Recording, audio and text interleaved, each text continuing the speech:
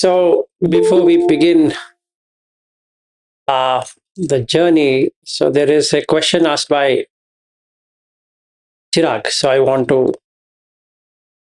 take up that. Yes, Chirag, you can ask question anyway.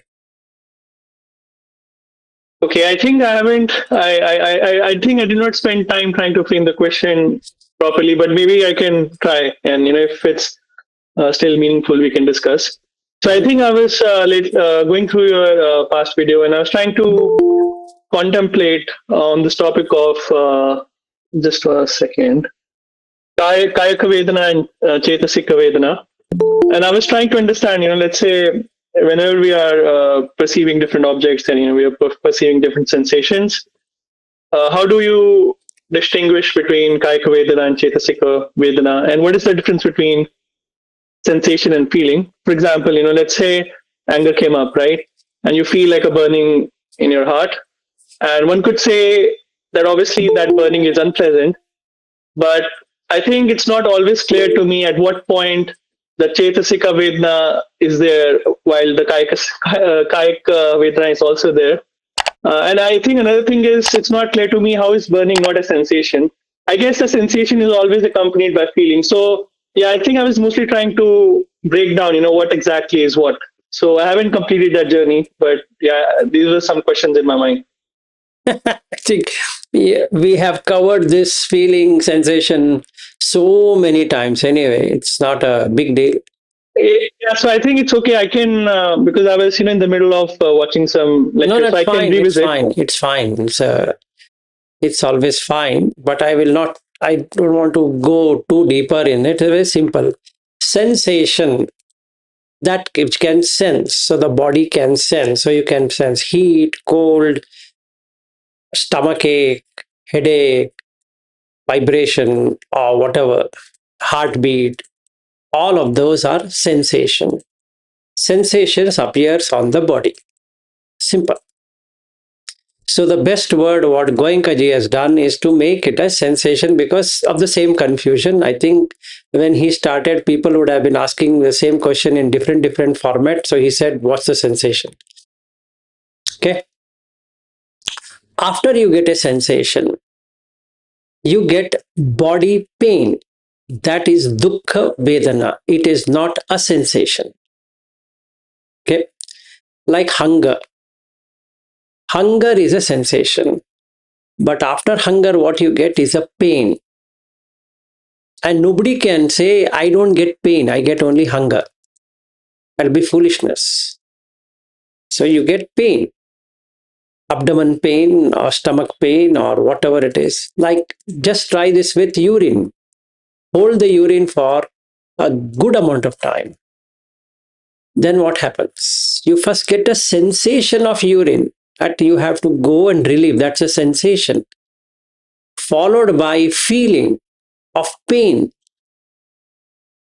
right? And if you hold it even more longer, you get this giddiness kind of sensation and followed by pain, severe pain.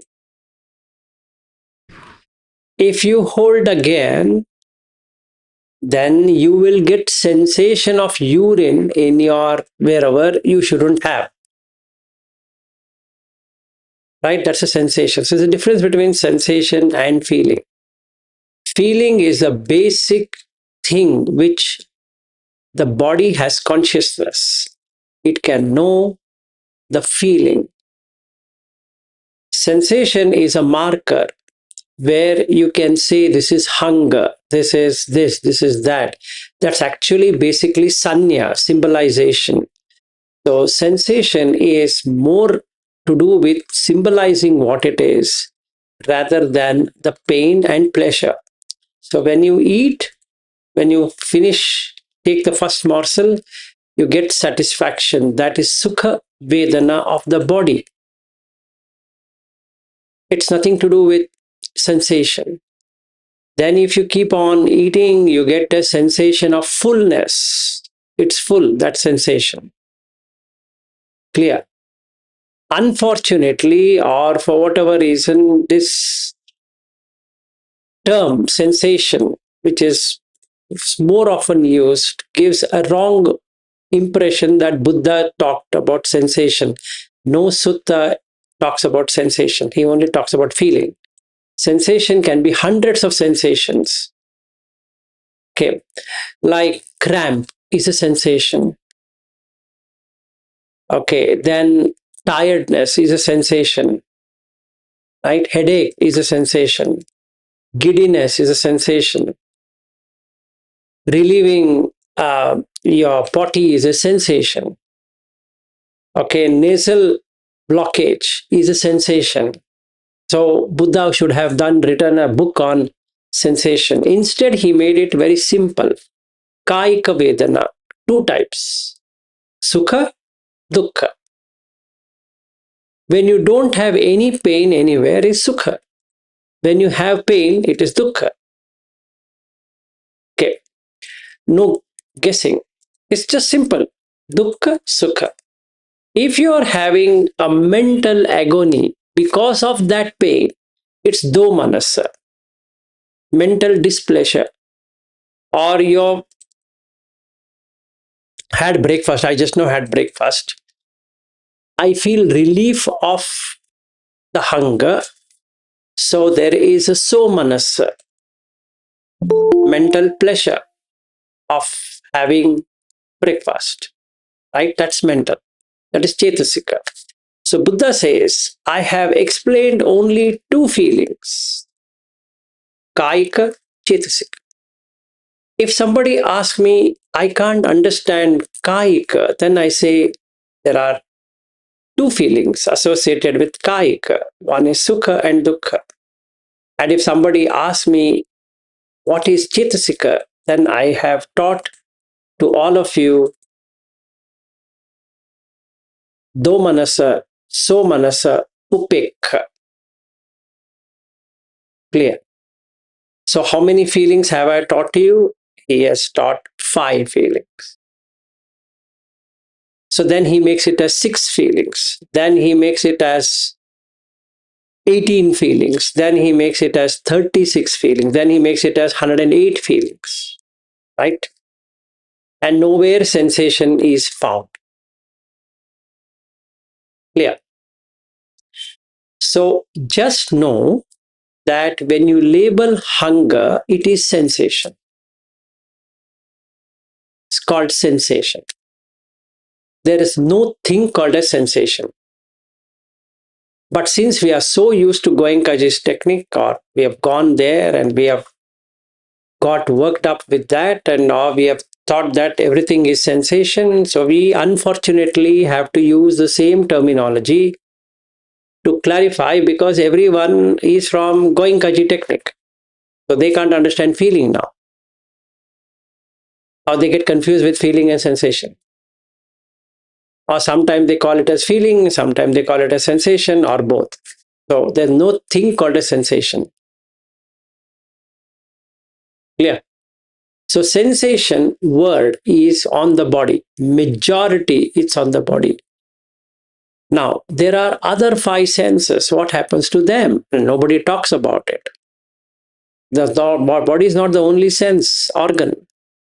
Our skin is not the only sense organ. There are eyes, they're sensing, ears, they're sensing, nose, sensing, tongue, sensing. What will you do with that? Just because we start observing the body doesn't mean that everything appears on the body. That's even more foolishness. So there are 6 sense doors. There's only one sense door. This exactly that Sati asked the question to the Buddha. Or he says that there's only one consciousness, and Buddha laughs it off, saying that, when did I teach you that there only one consciousness? Have you gone mad? Have I taught you something like that? There are 6 consciousness. Who told you there's only one consciousness? Actually, by looking at Kaya, we are believing in only one consciousness. That is Kaya. That's it. Everything is in Kaya. So they should go and read Mahatanha Sankaya Sutta, that there are 6 consciousness, there is not one. But it's a very good question, Chirag. I didn't want to postpone it because of the reason that we need to understand. Okay. Clear? Right. Anyone? Yeah, I think the only reason I was, just trying to investigate this, right? And I think the only reason I got a bit confused is because there's like a correlation, right? Let's say there's like a psychosomatic response. So you have mental pain, then you have physical pain, then you have mental pain. So I was a bit confused what's, No, about the loop. But no, I'll yeah, give you yeah, some go ahead. examples, Chirag.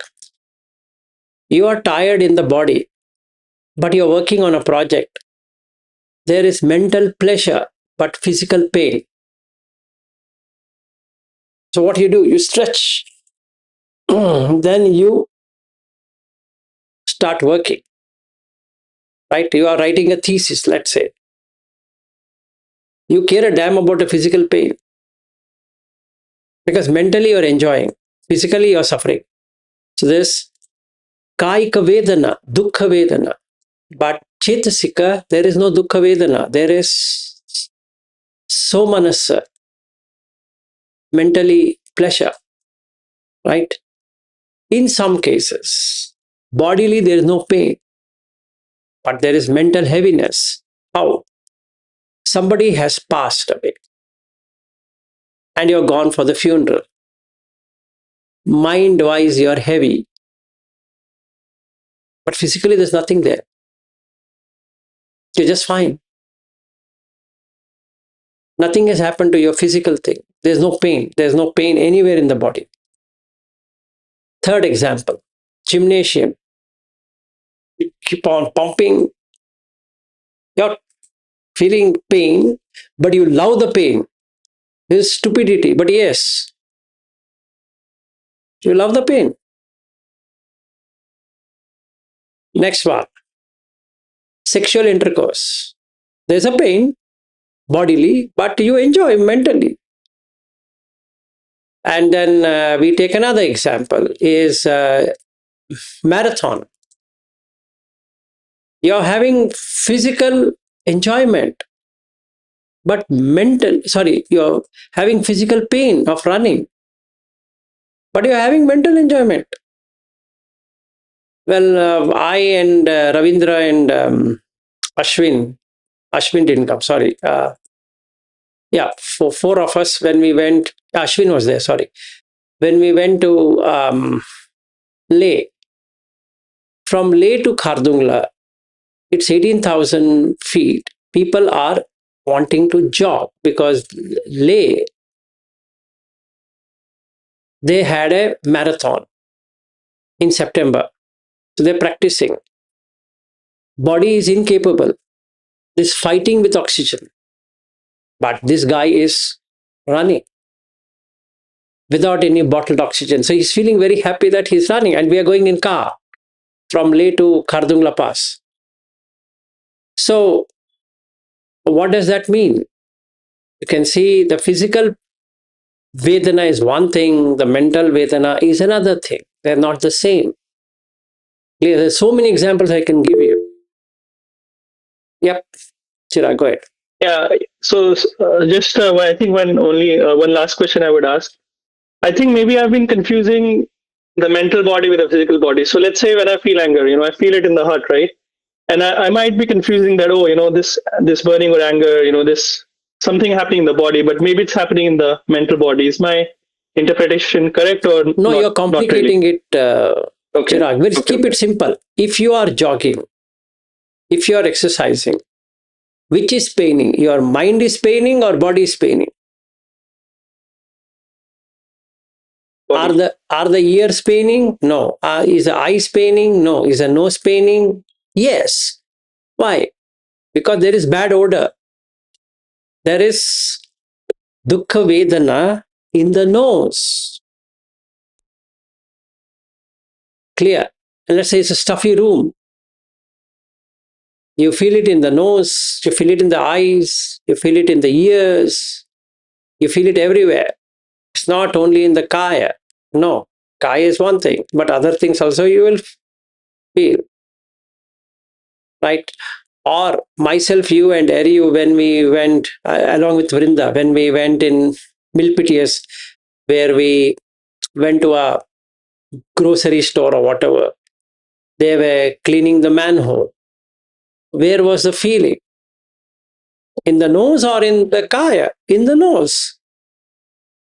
So was it pleasurable or painful? It was painful. That smell was not good. What you do with that is mental. I might be equanimous to it, upekha. That's fine. I don't have to react. But that doesn't mean that the bad odor will not enter into my nose and there's no conscious experience of bad odor. There would be for everyone, even if it's an arhat. Yes, he would. Because consciousness knows the feeling. This is sukha vedana. This is dukkha vedana. This is adukha sukha vedana. Yeah. Clear? Thank you, sir. Okay, sure. Anybody else having the same kind? Yes. Stanton, go ahead. Actually, you are saying that sensation, what I learned in the external, which comes from outside, sensation means which is not internally. Internally, there is sensation, right? Hunger is a sensation. Tiredness is a Okay. sensation. But we feel on the body. Yes, because body, it's happening in the body, so you get it in the body. If it is happening in the eyes, you get it only in the eyes. If it's happening in the ear, you get only like ear pain. Does it happen in the body? No. Because the ear is inside the body, you feel that it is happening in the body, but it is in the ear. Yes, but it's coming from outside. If you have a ear pain, is it outside or it is inside? You tell me that. No, it's inside. Which is paining? Ear is paining or the body is paining? The ear is feeling. Like if you have an eye pain, where it comes? Is in the eyes or in the stomach or in the legs? It's the eye. Eyes, right? So that's a feeling of the eyes and the feeling of the ears, feeling of the nose, feeling of the tongue, feeling of the body. There are 5 of them, the 5 senses and 5 different consciousness. There's not one single consciousness. Clear? Okay. And then outside whatever is happening, whatever you're interpreting in the mind can give you mental displeasure or mental pleasure. If you're seeing a sight which is to your liking, you will have a mental pleasure. Okay, there is a feeling. That's a mental feeling. There is feeling only, there's nothing else other than feeling. There's nothing called sensation. Sensation is that we feel on particular area. Stands in Buddha Dhamma, there is no thing called a sensation. Unfortunately, it's an unfortunate thing that whoever added this word called sensation spoiled the whole thing off. Okay. Because what is the meaning of sensation? You tell me, what's the meaning of sensation? Sensation is what Not we a feeling. feel. It's not a feeling. Okay. Sensation is not at all a feeling. If you want, you can refer to the dictionary and see what is sensation. Try it out. Okay. Check it out. Check it out. Either one of you check it out and let me know what is sensation.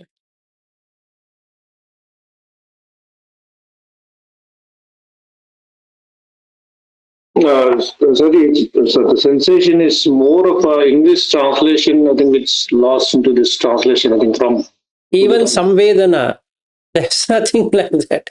Yeah, it's in dictionary also. It's saying it means a feeling or experience that comes from your sense, like touch, taste, smell, sight, and hearing. Yes. So that is a biological thing, right? Yes. Take it as a biological thing. To that extent, it is correct. Okay. But we're interpreting the sensation, right? You're saying throbbing as a sensation, heat as a sensation. Are they called sensations?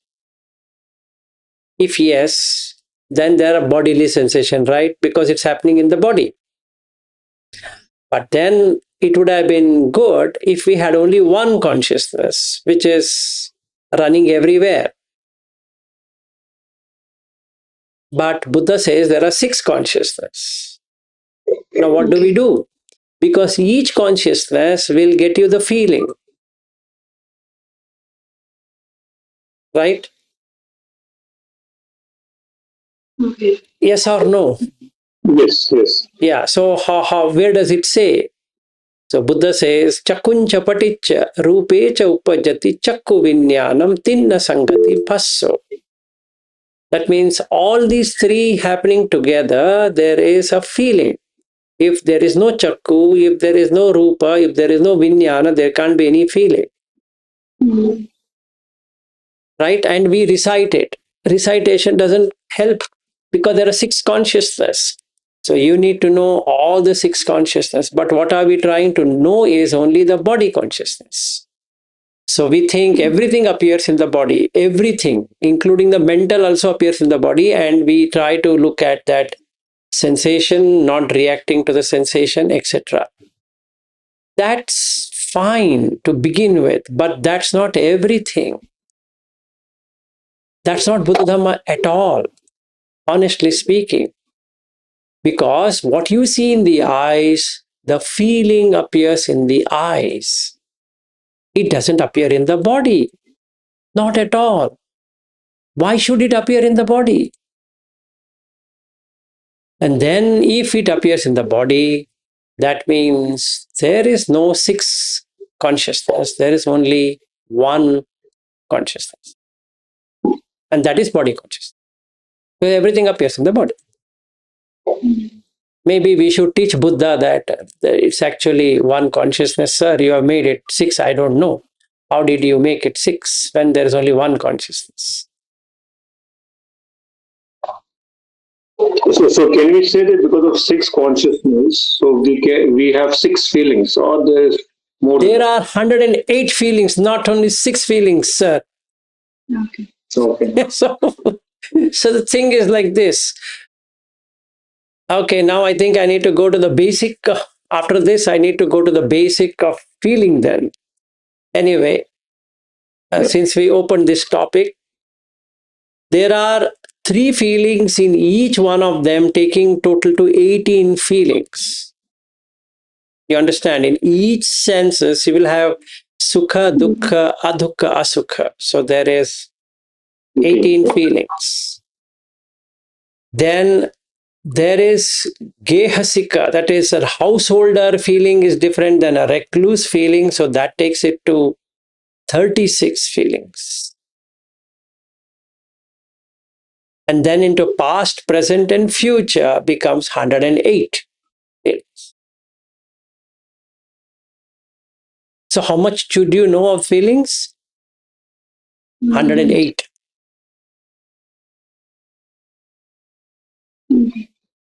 Okay, sir. Okay, so I think I will take one day 108 feelings. At present, be happy that we have only two feelings. One is kaika, one is chetasika. In fact, there's a sutta for that. He says, I have taught only two feelings, body and mind. That's sufficient. Understood, sir. Yeah, Bobby has sent that sutta if somebody is interested in knowing. Yes, Anil, go ahead. You wanted to ask a question. So I haven't done Vipassana yet. I did Anapanasati through online. So you mentioned that this sensation word become kind of a problem because of this Vipassana kind of a tradition. And so how do you look at this sensation in the? Can you explain this in the context of this Anapanasati related thing? So I am a beginner, sir. So my question may be, I don't know whether No, we all are beginners only, so don't have to worry. See, there's nothing called as anapana of Goenka. There is anapana sati sutta, where you have to learn 32, 16 into 2, kept 16 ways. So we will not go there. Otherwise, what I've started doing will get jeopardized completely. And we will be going like what we used to do earlier to create cobwebs. Now, let me finish the sila.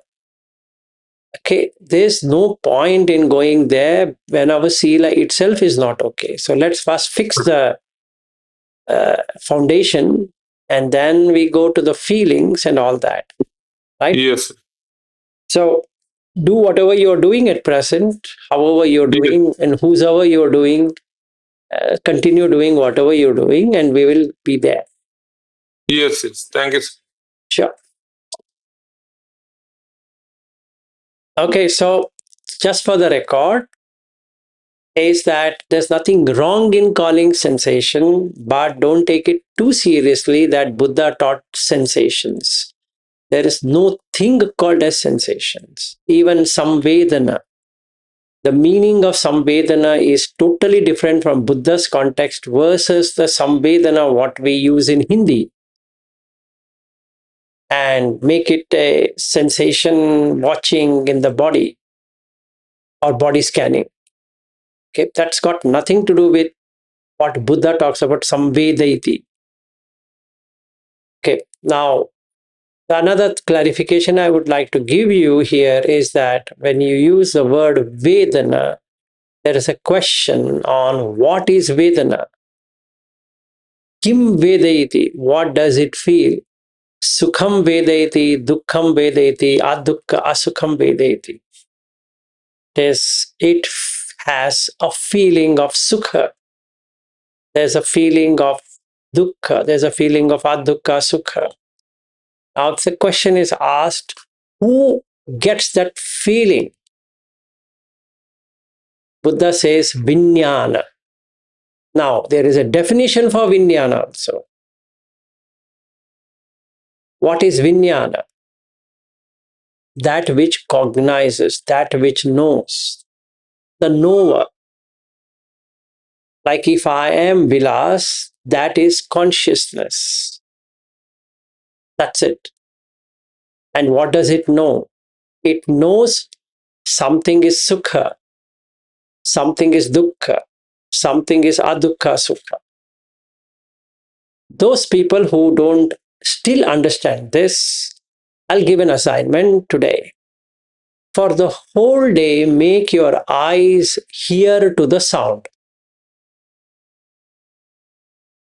Okay, this you have to do it.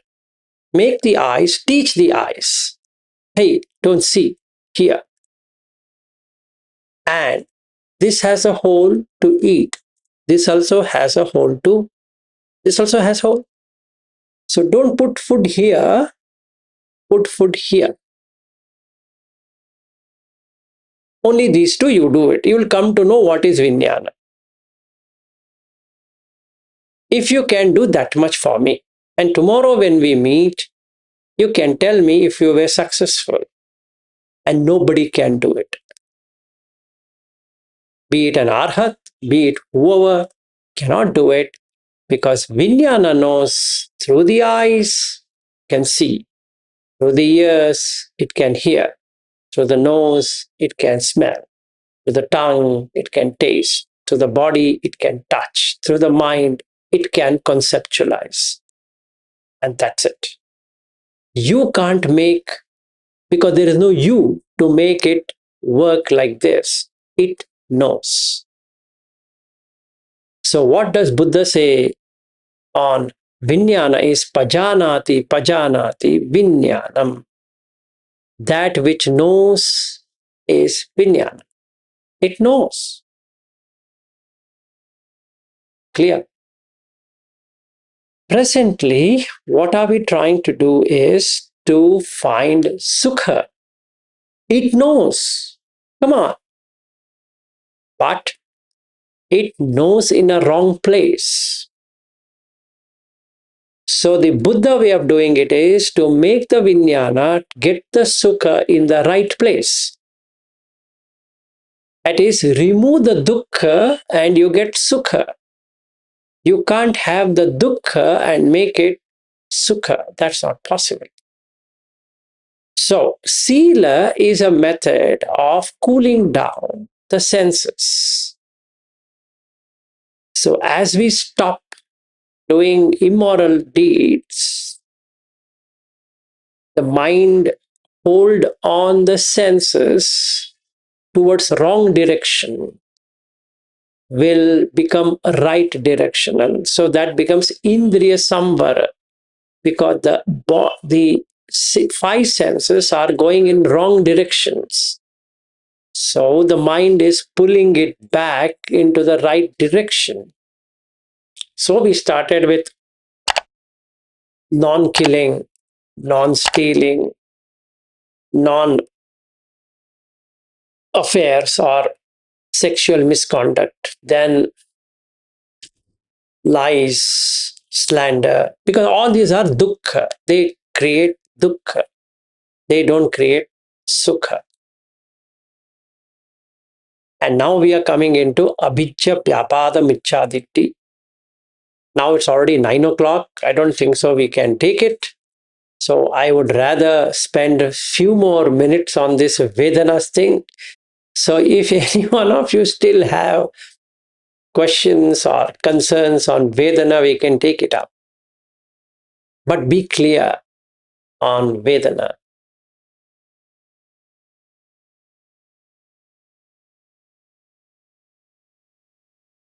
All good?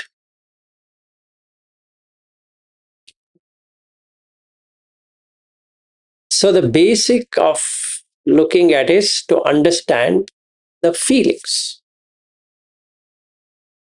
That's when the addiction starts, on the feeling. Because we are in search of sukha. So if something gives us sukha, there's an attachment to that. But that's not the real sukha. So, step one, set up a goal. What's a goal? To be in one of the three realms while you are in the body, this human body. Number one, Brahmakayika. Number two, Abhasara. Number three, Subhankina. That's the goal. I'd spoken about it. I don't know whether you set your goal or not. Otherwise, you'll be coming back with the same question again and again. Because that's the sukha thing. Now you have come from there. And we have got misguided, misdirected, and we have lost the way. So we have to go back to that destination from where you came. That's exactly what you're trying to do. You're trying to find that sukha in everything, every corner you get. You're trying to find, oh, this is this little bit of sukha coming, you feel I got it, but it goes away. Then again you strive to get the sukha. Again you strive to get the sukha. So basically, all beings are in search of sukha. When I say all beings, it means all beings. Right from any living being you can take, which has six senses, which can sense, have the same thing, to go behind sukha. So the first sukha which it finds is in food. That's where we started our journey, by eating something which we shouldn't have eaten. So even in Christianity, they talk about Adam and Eve when eating that forbidden apple. Why it was forbidden? Because you're not supposed to eat. That makes it gross. Shouldn't have done that mistake. So the mistake happened. And when the mistake happened, there's nothing called repentance. You start falling down. So says that God threw them out of heaven, Garden of Eden. So now everybody is wanting to go back to heaven, right? If I'm a Orthodox Christian, I would love to go back to the heaven. Through whom? Through Jesus, because I've lost my way. So there's nothing wrong in being a Christian, because I want to go back to heaven. right? If I'm a Muslim, I'm a real Muslim, and I'm following the whatever has been told to me. Why? Because then God will pardon me my wrongdoing, and then He will take me to heaven. Why? Because I lost my way. Simple. That means every religion says that you are in a wrong place. You understand? You take Hinduism, you take whichever ism you want to take it. Every religion tells you that you are in a wrong place. That means this place is not the place.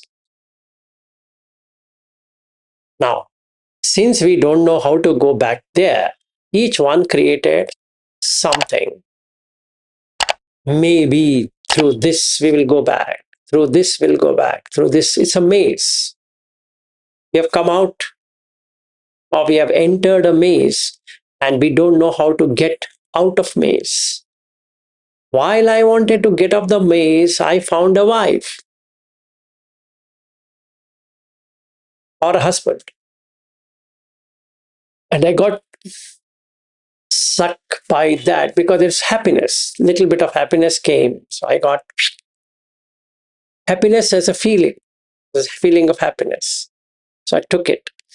It was forbidden apple, but I ate it. So then what happened? My wife became pregnant. God said, look, don't eat. And He cursed Eve, saying that you get pregnant. You bear the pain of doing this. Exactly what's happening. Woman takes the pain. Right? And then the child comes. I was about to get out of the maze, and hence Buddha called his son Rahula because obstacle. He was about to get out, and then, oh man, this small child. Right? So now got into the maze, a worse maze now.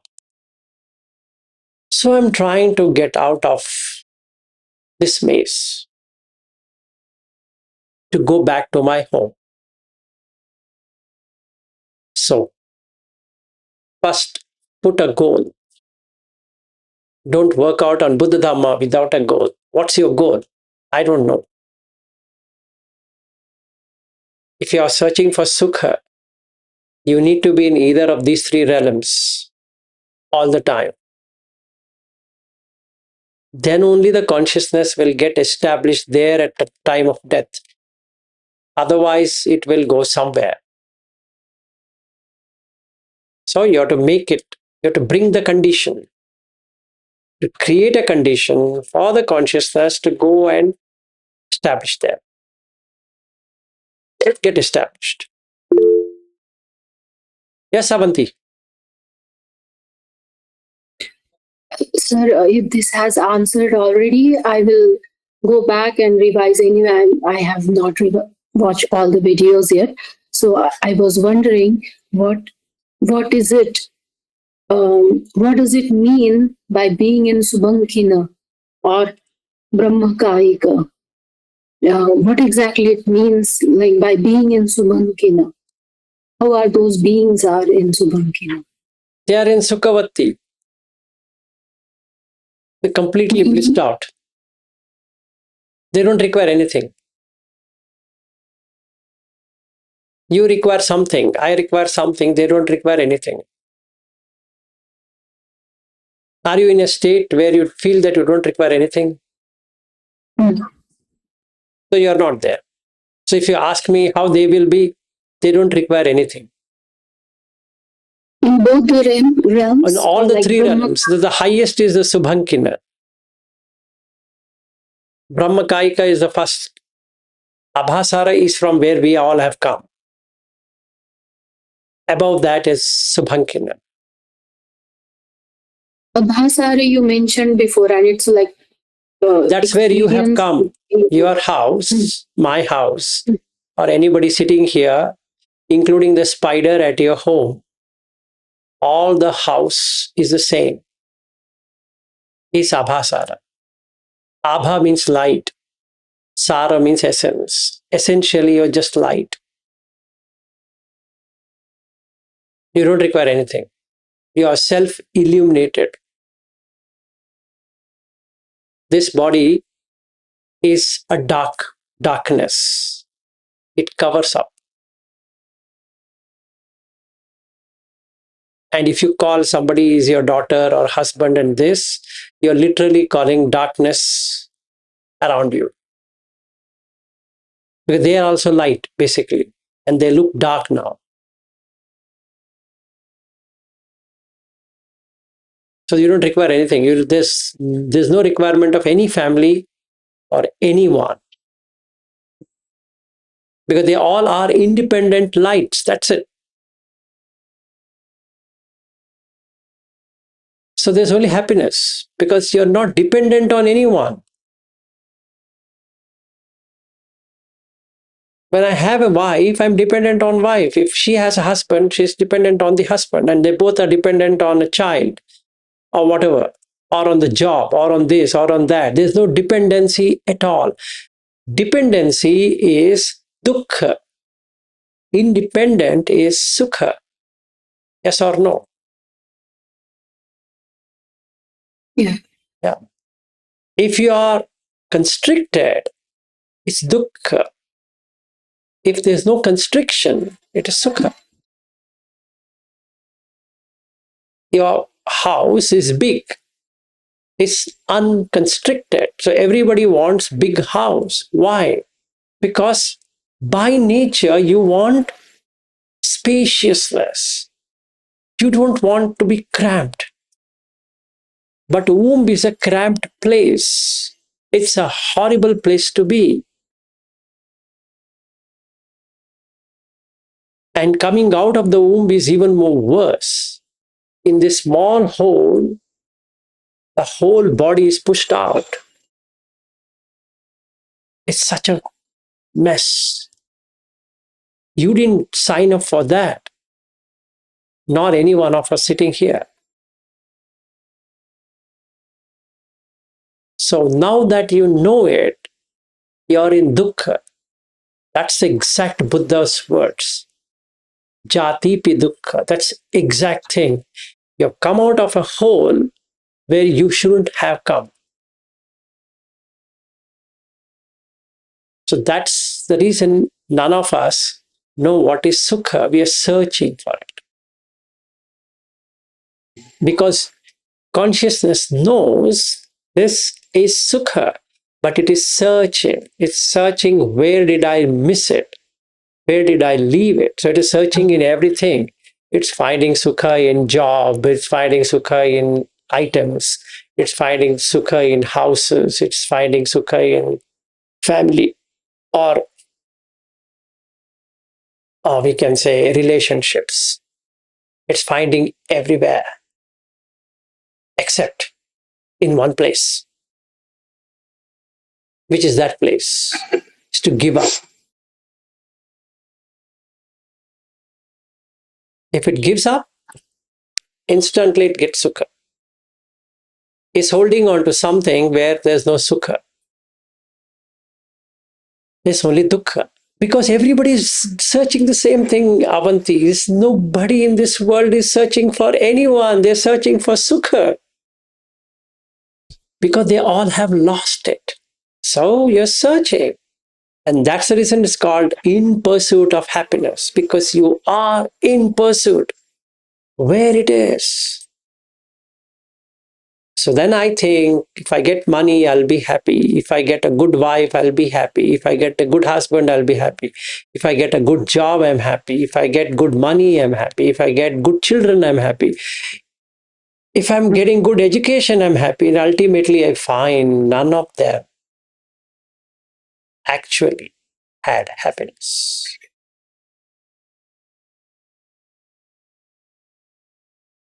And that's the feeling, not sensation. It's feeling of happiness. Sukha. It's a state of mind. And that mind was happy from the beginning. Just like what God sent Adam and Eve out of the Garden of Eden, we have fallen from Abhasara to this dirty place with truckload of shit called as body.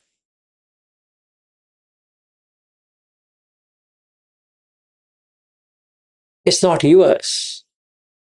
The potty, even if it is made of gold, just like in Burj Al in Dubai, that potty thing is made out of 24 karat gold, but your shit is not. It's going to be smelling the same, irrespective whether it is in 24 karat gold or whatever. Right? It's, the shit is shit. You didn't sign up for that. And that's dukkha. You understand? So if you were in Abhasara, you wouldn't have asked this question. If you were in Brahmakayika, you wouldn't have asked this question. Forget Subhankina. If you were in Brahma Vihara, 4 Brahma Viharas, you wouldn't have asked this question. You would have been happy. There wouldn't have been a day when there was no smile on your face.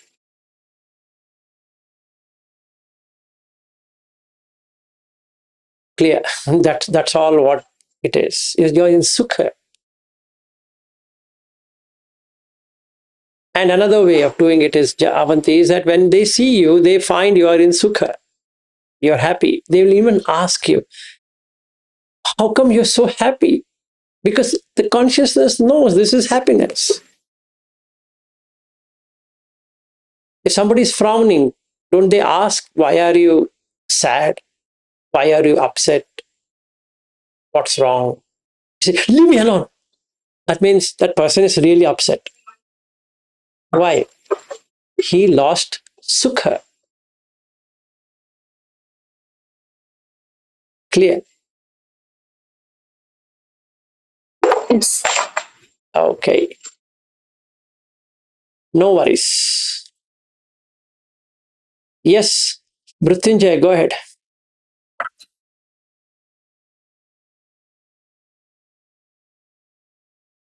Mrityunjay, you're on mute. I think, now yeah, go ahead. You have mentioned about the 3 realms, Brahmakayaka, Abhasara, and Shubhakina. My question is, why not that fourth one, Vayafala? Why is not that is mentioned? We have to ask Buddha and Sariputta because they are Moggallana. Moggallana and Buddha are the 2 people who have gone there, resided, stayed, and they have told that. So we have to only ask them. Because in the 31 realm of existence, Sukhavati is only 3. The 4th one is equanimity, Upekha. So if you get into Vehaphala, it's equanimity. So there is Piti, Sukha, Ekagata, right? So then the Piti side of it, when it starts, you have started with the Brahma Loka. So you feel joy. Okay? Then you get into Sukha. And that is the Brahmakayika, Abhasara, and Subhankina. In fact, Subhankina is the highest Sukha you can ever have. So, how do you describe that?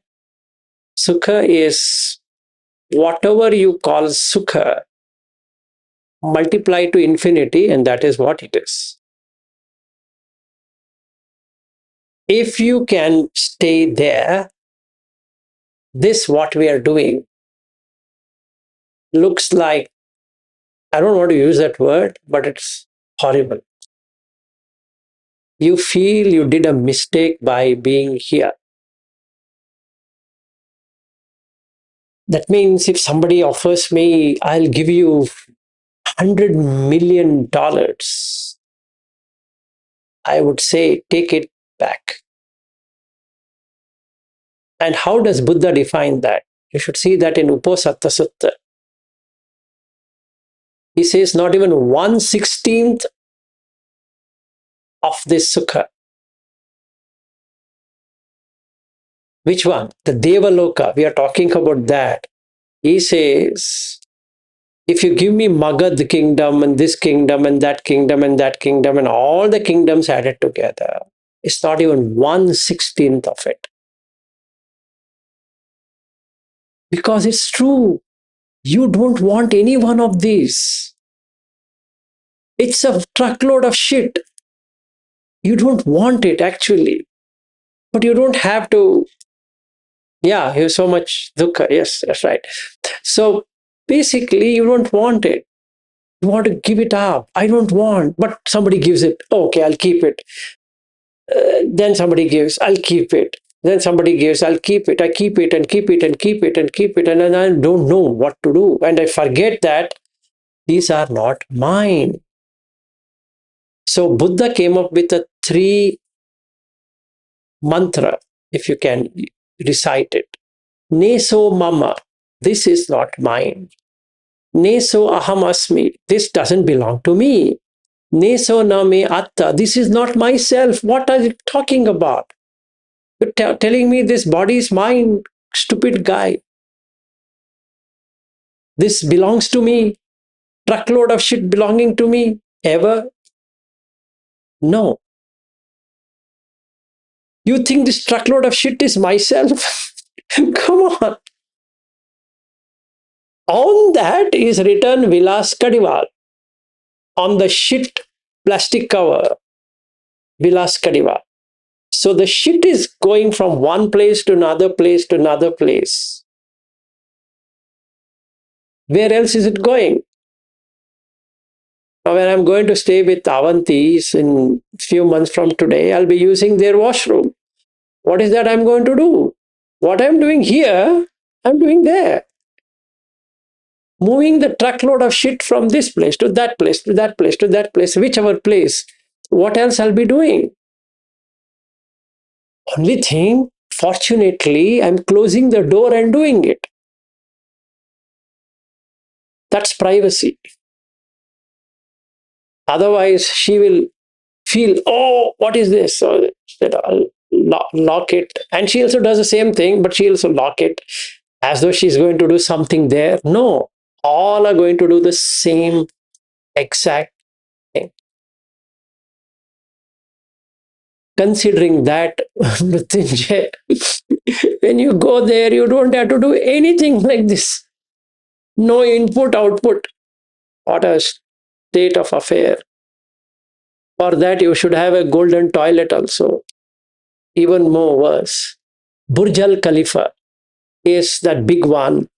Burj Al Arab, where when I used to go to Dubai, I used to see that. And then they have executive rooms where they have put golden commode. If you want, I can send you pictures of golden commode. And people are crazy to pay the money and stay there to shit.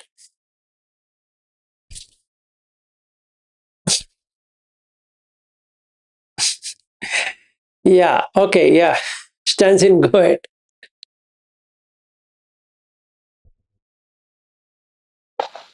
So this feeling and emotion is the same thing? No. Okay. What are Can you emotions? What are emotions? Emotions are driven by environments. They can create feelings for you depending upon how the mind takes it. So they can be good emotion, bad emotions. Based upon the emotion, there is feeling. Just like based upon the body sensation, again, I have to use this word, there is feeling. In the same way, based upon the emotion, there will be feeling. They are not the same.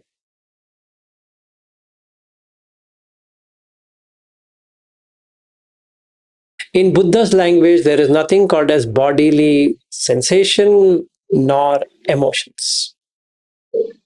okay?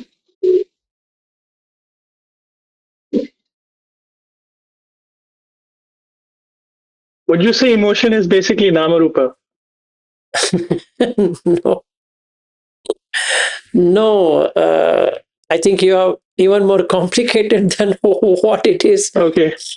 Anyway, so let me explain to you. Crying, okay, is an emotion or is it physical? The tears is physical. It's physical. Physical. So first you should know there is physical, just water coming, right? Disturbance of the mind creates emotions, right? How? Disturbance of sight, sound, taste, touch, smell, and thoughts. These are emotions. Buddha doesn't get into this part because there can be thousands of them. He just says, go to the basic. Basically, what are you feeling? You're feeling heaviness. No, you're not feeling heaviness. You're feeling mental displeasure. Reason can be hundreds, but the end result is mental displeasure. It's an unpleasant feeling. In Pali, it is do manasa. Manasa is mind. Do means unpleasant, mental unpleasant. So manasa is good mental feeling. Why you got it, through which emotion you got it. Maybe I was dancing, I got so manasa, or I twisted my leg and got do manasa. I'm least bothered. What are you getting? You're getting a elated experience. It is so manasa. You're getting depressive, do manasa, or whatever that is. So it's very straight, no complication. Upekha means neither pleasant nor unpleasant. You've still not categorized it, which way it is going to go. So that's mentally unpleasant, not pleasant. Clear? So three feelings. So it's got nothing to do with what emotions you get. These are all added ones. I want to know how. Then I add whatever it is. Buddha doesn't add any new nuances to this because it becomes complicated. Just like we have put sensation and we got stuck with that, we put emotions and we get stuck with that mentally also. Yes, Tanzin, did I answer?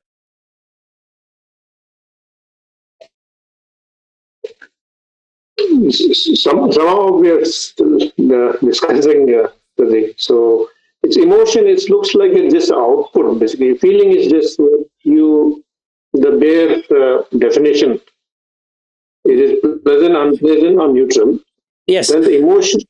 Emotions can be 100 Stanzin. I mean, since both of your names are Stanzin, so the thing is Stanzin lady and Stanzin Mr. Stanzin is that, yeah, both are, meaning the output of a feeling can be an emotion. I agree with that. Just like an output of a feeling of the body can be a sensation, or vice versa. So the best way of dealing with it is take it this way. You can have 100 reasons for emotions, but ultimately get categorized by three, either pleasant, unpleasant, or neutral. In the same way you do with body. Sensation can be hundreds, but ultimately they end up in being pleasant, unpleasant, neutral. Okay. Yeah, thank you. Sure. Just one quick another question. Yeah, go ahead. Is as you're saying, we came from Abhasa. Does it mean the others from Brahmakaya and Svankina, nobody comes back? No, they do come back. So they keep on dropping from one to another and they appear in Brahmakayika, which is Brahmaloka, and it's there in Brahmajala Sutta, DN1. If you really understand it well, Buddha explains step by step how the vivatta and samvatta, that is contraction and expansion, happens. As the world contracts, what happens? As the world expands, what happens? And how does the being go back to abhasara, to forget all about abhasara, and they come to the brahmakaika, the Brahma realm, and then they start dropping downwards.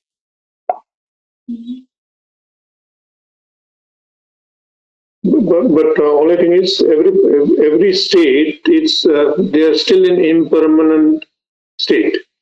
But They are that we not. leave it. That we are not at all worried about whether it's impermanent or not permanent or temporary. You leave that. First, have a goal that you want to go there.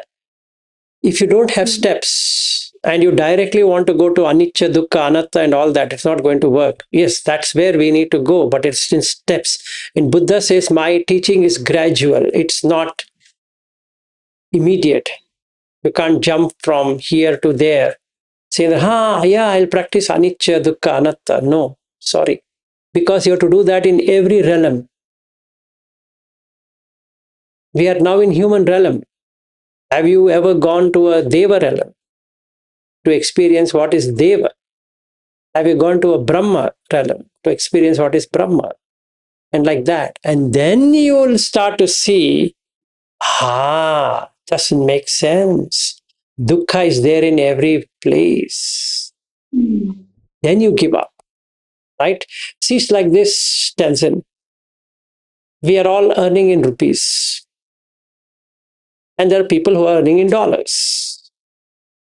Right? We might say there's no difference between dollars and rupees.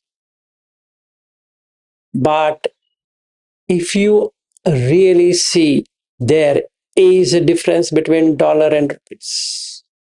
No matter how much I cheat myself saying that it's all the same. No, it's not the same. Have you earned in dollars and felt it's useless? Or am I imagining that they both are the same? In my case, in the first case, I'm imagining it. But I would love to have dollars, but unfortunately, I can't. But whenever I see the transactions, $1 gives you lose 90 rupees. Right? So it means $1 is not 1 rupee. You lose 90 rupees to get $1. That means you're losing money to get dollars. And a person earning dollar doesn't have to lose anything. His $1 few years ago was 70. Now the same dollar gets him 90. He gained 20. Whereas an Indian lost 90, or he gave 20 more. And when I was working and we were doing this Indian rupees dollar conversion and hiring people, it used to be 44 rupees a dollar. Even before that, it was 41 rupees. Okay, now we are in 90. Now we're 90. That means 2.5 times or double and plus more. So much is lost. Why am I saying this? If I earn in dollar and then I give up, that makes sense. I'm earning in rupees and I say anicca is constipation, that's all, nothing else.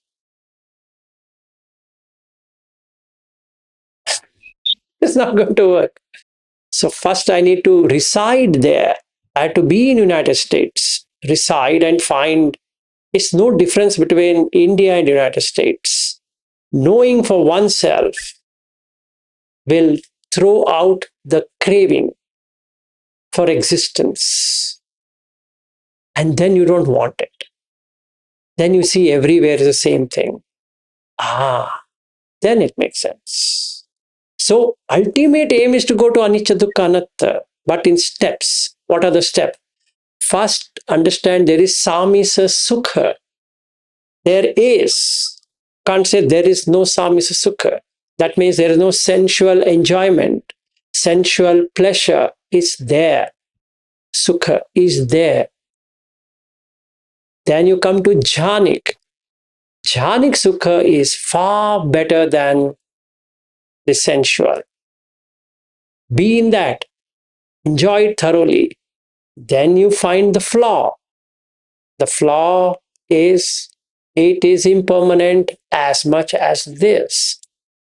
And then you get the strength to go into niramisa itara. That means other than the jhanik. So some people get this wrong impression that they want to jump from here to there. It's not possible. Steps. Always in steps.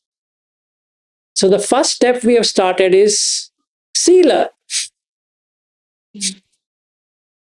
Without that, how much ever Dhamma we discuss, like what we used to do earlier, Bobby is aware of it, and many people are aware here that I have given the entire ride of Buddha Dhamma. In fact, my video should have now crossed 1 million mark with so much of Buddha Dhamma. But now I understood the mistake. What I was doing is presuming everybody knows the basics. So it's easy. No, it's not. I come to the basic. Sila. Then we'll go to samadhi. And when we go to samadhi, we go to jhanas, we do the vipassana, then we get to see that you are now residing in Brahmakaika. Right? So when you go out, you no longer is a human being. Body is human, appreciated, but you are not. You will find it out very soon. Even the dogs will respect you. Forget others. At least in my case, on this road, they go far away. It shows very clearly they are doing something different. Okay, you'll see it. And you will never stop smiling. Clear. It's a very clear indicator that you are not in this realm. And then when you're there, you go to the fourth one, which is anagami stage. Not the third, fourth. So when you're in the fourth, you know you are in the fourth. And then you know you're an anagami. You're never going to come into the womb existence again. You know it. Right? And then it's time to give up anagami as well. Then it makes sense. Yeah, what you asked me is correct. Steps. So we will do it. We'll do it together. But I don't know how many months it's going to take, but yes. Sure, thank you, sir. Yeah, sure. Yeah, Bobby, go ahead. Virashi, like even if it takes 1 year or 2 years, Sheila will be good because Yeah, we need to start with that only. Yes. why in suttas Buddha says somebody who is perfected in Sheila, the rest of the things happens automatically. Yes. So and when we talk about Sheila, I think I can see that people are more relaxed than talking about all the higher jhanas, because that will automatically happen anyway when you talk about Sheila. Yes. So, Sila is the foundation. When you put a strong foundation, you don't have to do anything to construct a house. It happens. In fact, you don't have to sit in a cushion to watch the breath. It's constipation, basically. You're literally constipating yourself to death. Let me sit for 1 hour. No. There's nothing to sit. You are in samadhi. You don't have to practice samadhi. Is no doing. What is that you're doing? Where has Buddha said you need to do it? You are in that. So sila takes you to samadhi in 4 steps. So first you get into sila, then you see no remorse feeling is appearing in the mind. So avipatti kara, avipatti. There's no vipatti. Vipatti means obstacles. Avipatti means no obstacles. So there's nothing to feel remorse about. Oh, I should have done this, I should have done that. Then you get piti, joy. Then you get pasiddhi. Pasiddhi means you feel so contented that you don't want anything else at all in this life. Then you get sukha. Then you get samadhi. Then you get yatha bhuta jnana dasana. Then you get vimukti. For all of this, you don't have to make an intention. May I be happy? No, you are happy. Like we do this metta. May everyone be happy, like that. You don't have to make that happy. You are happy. Doesn't make sense. If you have money, you can give it to someone. If yourself is a beggar, what will you give? We all are beggars. We are in dukkha. What sukha can we give to others when we ourselves are in pain? Doesn't make any sense. Yeah, conventionally we can say, may all beings be happy, may this be happy. But when you really have that, you feel just giving, just giving, just giving. Because so much you have. This is nothing. Just want to give. Let's hope that we reach a stage when we can give everyone the true worth of happiness. So we will journey together. So I promise myself also that I'll journey together after my Australian tour with Shane Hill and Bobby giving me some whipping sessions over there. So it's nice to mend and see what all can be done. So I'm in game doing whatever. Yeah, 11.2. That's the one. Avipattikara. This is Chetana Karaniya Sutta, what he has said. It's beautiful one. You don't have to develop anything. Just develop sila. That's it. Nothing else.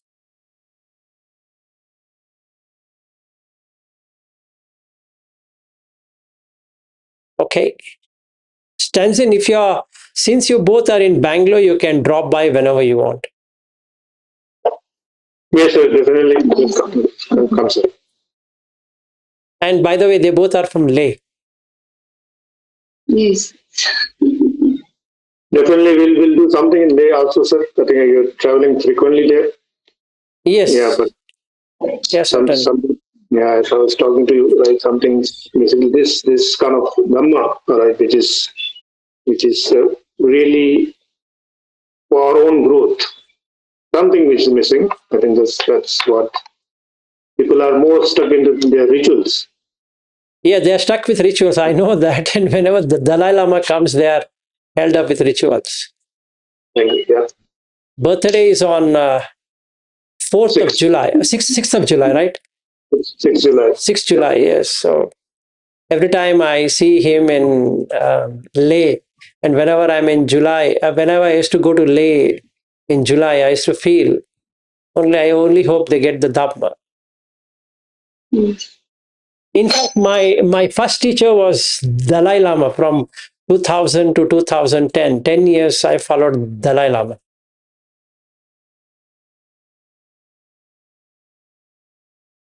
Okay, sir. Yeah, that's good. Okay, I'm done then, unless anybody has any further questions. So you're now aware of setting a goal, Brahmakayika Abhasara, Subankira, don't forget it. Write it on the board or write it on a paper that you need to be there. Then only you will let go of this. Otherwise, you're stuck here. Write it down that this is my place. I need to achieve this in this, not in this life, right here, right now. You will get it. And when you get it, you know you got it. And that's the reason Dhamma means swakhato bhagavata dhammo. It is self-revealing. You don't have to do anything. Sandhittiko changes your viewpoint. Akaliko doesn't take time. If somebody says you will reach this existence after death, stupid. There's no kala. What are you trying to say? Akaliko. Yehi pasiko. Come here and see. Have a sila, you will get there. What are you talking? You create a correct conditions, you will go there. Opanaiko. Investigate. What is blocking you? Remove them so that you can reach there. Pachattam veditabbo vinyuhiti. Pachatta means to see, to comprehend. Veditabbo, the knowledge. Comprehend the knowledge. Vinyuhi iti. Vinyu means discipline. Discipline your mind in such a way that it can get all by itself. So that's the meaning of Dhamma. If somebody asks what is Dhamma, it should be like this. Swakhata, self-revealing, changing viewpoint. My viewpoint was this, now my viewpoint has changed. Sandhittika, akalika. Somebody says this is not possible in this life, just say thank you. If a person comes and tells you you can't be a sotapanna in this life, say thank you. Don't argue. Don't say anything. Don't hurt him or her, whatever. So just say thank you. Oh, yeah, okay. Because akalika, what are you talking? Yehi pasiko. Please come here and see. Do it. It works. Follow the steps. It works. Opanaika. Investigate why it is not working. Investigate and see what is blocking. There's something which is blocking and hence you can't get it. And then when you get it, celebrate. Go back to the person and teach him step by step. So first you finish the journey and you go back and say, hey, idiot, follow this. And then it works. If I am as blind as other person, then there are two blind people searching for the same place. It's not going to happen. So basically, and the same way, Buddha is not the statue. It is iti pi so bhagava. This is how Bhagava is. What? Arham. Ari means enemies. Raga, Dvesha, Moha is the enemy. If you remove Raga, Dvesha, Moha, you are Arhat. That's all. Nibbanam Paramam Sukham. So Arhat. Samma Sambuddho. One who has reached on his own. Vijja Charana Sampanno. There are 6 Vijjas and 15 Charana Dhammas. This will take some other time. We have already done it many times. But remember, 6 Vijja and 15 Charana Dhammas. If somebody is saying, I want to be a Buddha, he should have 6 knowledge, 15 Charana Dhamma completed. That's it. And it can be proven. Not that I need to use little for what, let's say, Charana Dhamma, Sila, unbreaking, perfect. Indriya Samvara, unbreaking, perfect. Bhojane Matyanutta, moderation in eating. Eyes, ears, nose, tongue, body, and mind are not eating anything outside. Jagari Anu Yoga doesn't require much sleep. Then the 7 Saddhamma, starting with Saddha, Sati, Kiri, Ottappa, Bahusacca, Virya, Bahusacca, and Panya. 7 and 4 jhanas. That's it. 15. Do it and show it to me. It's there in MN 53. If somebody wants to know who is a Sekha learner, please go and read it. It talks of all the 15. So when you do that, Vijja Charana Sampanno. Sampanno means one who has completed Vijja and Charana. Sugato. Where will you go? Sugati. Gati means destiny. Su means good destiny. Are you going to go to bad destiny? No. Good destiny. Sugato. Lokavidu. You'll understand the world. The sixth sense world, you will understand. So Lokavidu. And when you take this sixth sense world, you get to see 3 kinds of lokas. Satta loka. That means all living beings. Sankhara loka. All kind of intentions. Okasa loka. All beings without life forms. So like stone, rivers, all of that is okasa. Then you understood Triloka Swami means one who has mastered 1 and 2 and 3. So, Lokavidu, he knows that Loka. Anuttaro Purisa Dhamma Sarati. Anuttara means north. That means going up. So, his Dhamma shows you going back to your source. So, Purisa, for all living beings, Dhamma Sarati. Dhamma is knowledge or training. Sarathi is a charioteer. If you sit on that vehicle, it will take you to destiny. Why are you worried? Just sit in that vehicle. That's it. For whom? Satta Deva Manusa. Satta Deva Manusanam. Buddho Bhagava iti. This is the meaning of Buddha. That's all. It's not that what I've kept there. Or 60 feet bronze statue or something. It's nothing. It's just crazy thing. This is Buddha. That is Dhamma. And what is Sangha? If those people who have followed 1 and 2 is Sangha. Just because somebody has put a colored kind of cloth doesn't become a bhikkhu. In fact, there's a sutta for that. Saying that just by wearing a robe or holding a bowl is not a bhikkhu. You should be qualified to be a bhikkhu. So let's say I'm qualified. So then Savaka, Arya Savaka, one who is following Buddha's teaching to the dot is Savaka. And he is doing it because he's Arya. He's understood how to cut the circling.